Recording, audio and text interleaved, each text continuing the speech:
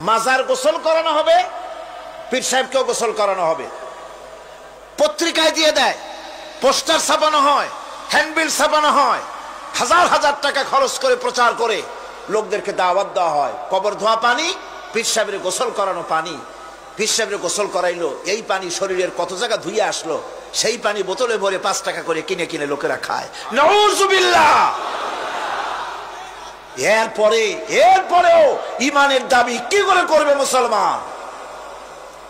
দুর্ভাগ্য এই মুসলমানের। গোসল শরীফ, নরজ শরীফ, তারপরে খসরজে কি সানাসুর নাকি খসরজ শরীফ, কি নাম হাবিজাবি বানাইছে আল্লাহই জানে। এখানেই শেষ নয়। হযরতে বড় পীর আব্দুল কাদের জিলানী রাহমাতুল্লাহ আলাইহি, আল্লাহর জবরদস্ত ওলি, সৈয়দ, অত্যন্ত উচ্চ মানের আলেম। তার সম্পর্কে এক শ্রেণীর আলেম নামধারী লোকেরা তাকে আল্লাহর কাছে পৌঁছায় দিয়েছে, আল্লাহর সমকক্ষ করে দিয়েছে। তাকে দস্তগীর বলা হচ্ছে। কিসের দস্তগীর? তো বলে যে মেরাজের রাত্রে রাসূল করিম সাল্লাল্লাহু আলাইহি ওয়াসাল্লাম নাকি কোন জায়গায় আছাড় খাইছিলেন, আর উনি গিয়া তার হাত ধরেছেন, এই জন্য বলা হচ্ছে দস্তগীর। তিনি তার হাত ধরে তাকে ঠিক করে দিয়েছেন। আবার আরশে তিনি উঠতে পারছিলেন না, সেই জন্য পীর সাহেবের কাঁধের উপরে পা রেখে হুজুর সাল্লাল্লাহু আলাইহি ওয়াসাল্লাম আরশে উঠছে। আল্লাহর সিঁড়ির এত অভাব হয়েছে, এই দুনিয়া থেকে নিতে পারলেন। মহাশূন্য পাড়ি দিয়ে, ল অফ গ্রাভিটেশন পাড়ি দিয়ে আরশে আজিম পর্যন্ত, সিদরাতুল মুনতাহা পর্যন্ত নিলেন। আর ওইখানে বড় পীর সাহেবকে লাগলো তার কাঁধের উপরে পা দিয়ে তিনি উঠবেন। আহা, এর চাইতে বিদআত, এর চাইতে বাজে কথা মুসলমানদের জন্য আর কি হতে পারে? দুর্ভাগ্য এই জাতির, এই সব আলেম নামের কলঙ্ক, যারা নাকি বড় পীর সাহেবের নামে ওয়াজ করে করে বলেন, তার নামে দরুদ বানায়েছে, তার নামে বলে ইয়া আব্দুল কাদের জিলানী শাইয়ান লিল্লাহ, জোরে কল নাউজুবিল্লাহ। বলা হয় হে বড় পীর সাহেব, আপনি আল্লাহর রাস্তায় আমাদের কিছু দেন। আরে মিয়া সাহেব, আব্দুল কাদের জিলানী রহমতুল্লাহ আলাইহি যা পেয়েছেন আল্লাহর কাছ থেকে পেয়েছেন, তার দেওয়ার কিচ্ছু নয়। এখানে আল্লাহ পাক বলছেন, যে সমস্ত লোক আমার সঙ্গে আমার সম্মুখে উপস্থিত হওয়ার শঙ্কা বোধ করে না, অর্থাৎ কিয়ামতের দিন আমার সামনে আসতে হবে, আমার সামনে উপস্থিত হতে হবে, এ ব্যাপারে যাদের ভয় নাই, তারা বলে লাউলা উনজিলা আলাইনাল মালাইকা, আমাদের কাছে কেন ফেরেশতা পাঠানো হয় না? আও নারা রাব্বানা, নতুবা আমরা, নয়তো আমরা আল্লাহকে, আমাদের রবকে আমরা দেখতে চাই। লাকাদ ইসতাকবারু ফি আনফুসিহিম, তারা তাদের মনের ভেতরে একটা দাম্ভিকতা পোষণ করতেছিল। ওয়া আতাউ উতুওয়ান কাবীরা, আর এরা বিদ্রোহ এবং অবাধ্যতার সীমা লঙ্ঘন করেছিল। একথার দ্বারা এটা বলা হচ্ছে যে অবিশ্বাসীদের একটি বক্তব্য ছিল এই, যে আল্লাহ পাক যদি বাস্তবিকই মানুষের কাছে কোনো হেদায়েতের বাণী শোনাতে চান, তাহলে শুধু রসুলের কাছে ফেরেশতা পাঠাবেন, এটা কেমন কথা? আমাদের সকলের কাছে ফেরেশতা আসা উচিত। আর এই ফেরেশতারা প্রত্যেকের বাড়ি বাড়ি গিয়ে বলা উচিত যে তোমাদের আল্লাহর পক্ষ থেকে তোমাদের জন্য এই হেদায়েত, এরকম বাড়ি বাড়ি ফেরেশতা যাওয়া দরকার। অথবা বিরাট জনসমাবেশ করে সেখানে ফেরেশতারা দাঁড়ায় বক্তব্য রাখবে, আল্লাহর কথা বলবে যে আল্লাহর এই হেদায়েত এসেছে। আর এটা যদি না হয়, তাহলে রব যিনি, তিনি আসুন, তিনি আমাদের সামনে এসে কথা বলুন, আমরা রবকে দেখতে চাই। এইভাবে তারা বলতো।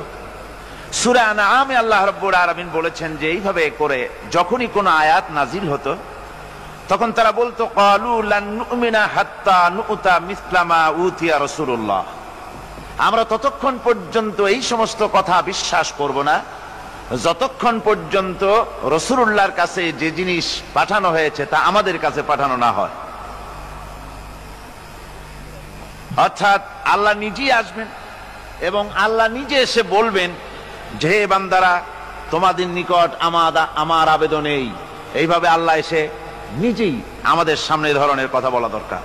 অবিশ্বাসীদের এই সমস্ত কথার জবাবে আল্লাহ রাব্বুল আলামিন বলছেন, ওয়ালাউ নাযালনা আলাইকা কিতাবান ফি কিরতাসিন ফালামাসুহু বিআইদিহিম। আল্লাহ রাব্বুল আলামিন বলেন, আমি যদি আপনার প্রতি ওহীর আকারে কিতাব নাজিল না করে যদি কাগজে লেখা কোরআন শরীফ কাগজে লেখা কিতাব যদি নাজিল করে দিতাম, এমনকি তারা যদি তা স্পর্শ করেও দেখত, তাহলে তারা কি বলতো? লাকালাল্লাযীনা কাফারু ইন হাযা ইল্লা সিহরুম মুবিন। ওরা স্পর্শ করে এই কিতাবকে তারপরে বলতো যে এটা হচ্ছে একটা স্পষ্ট জাদু, তারা এটাকে জাদু বলে ঘোষণা করে দিত।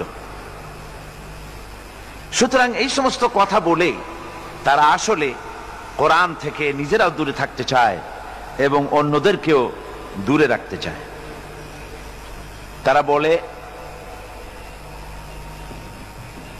আল্লাহ রাব্বুল আলামিন বলছেন, ইয়াউমা ইয়ারাউনাল মালাইকাতা লা বুশরা ইয়াউমা ইযিল লিল মুজরিমিন।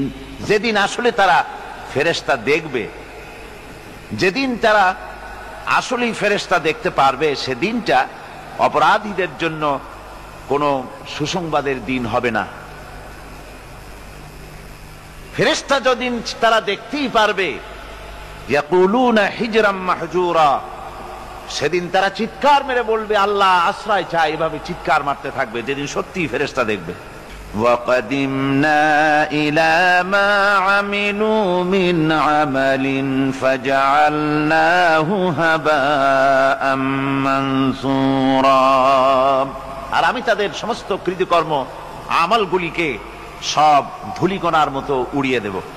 আসহাবুল জান্নাতি ইয়াওমাইযিন খায়রুম মুস্তাকাররান ওয়া আহসানু মাকিলা।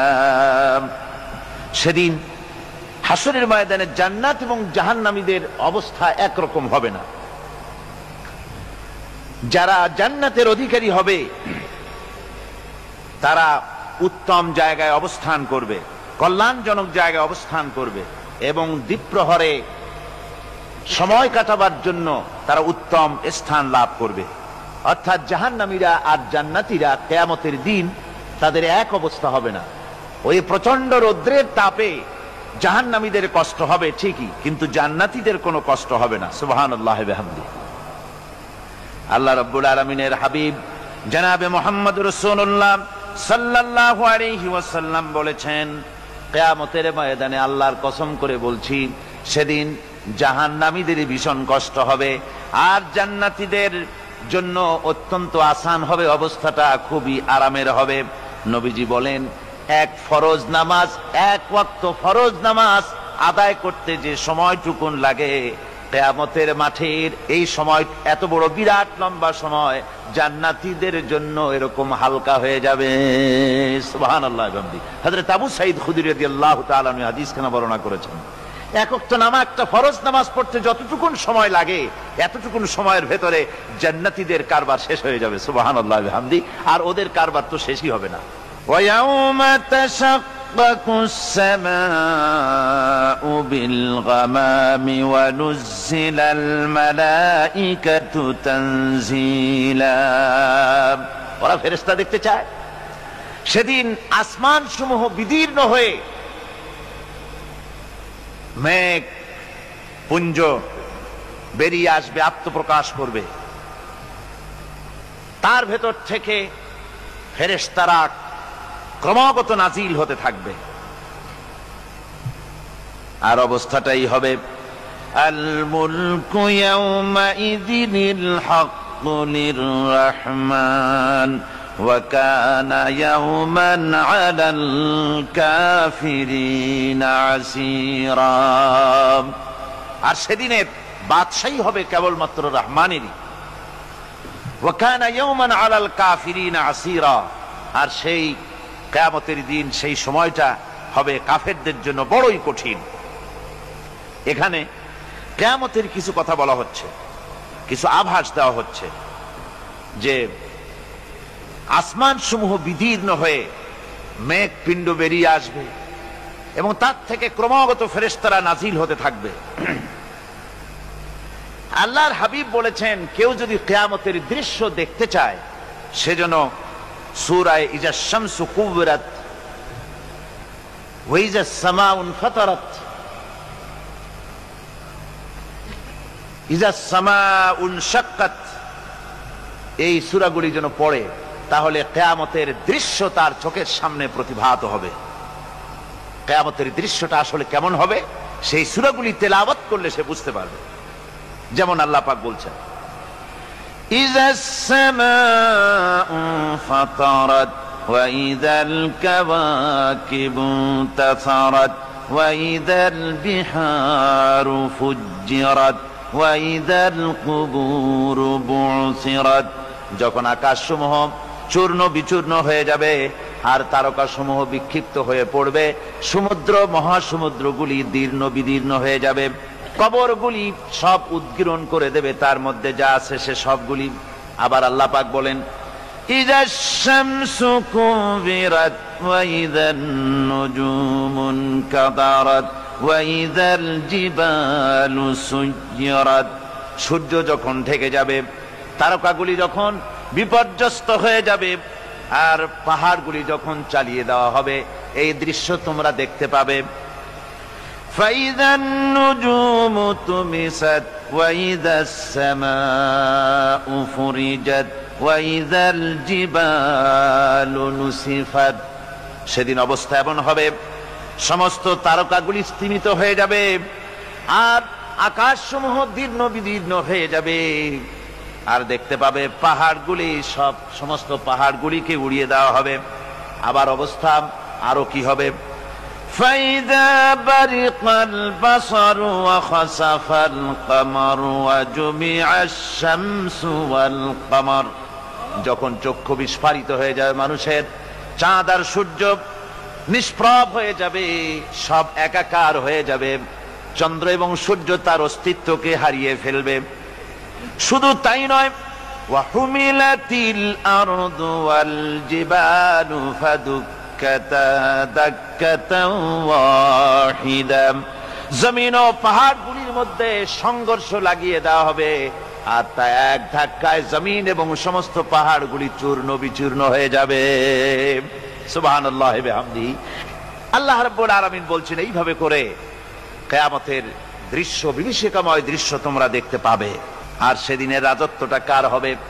আল মুলকু ইয়াউমাইযিনিল হাক্কু লির-রাহমান।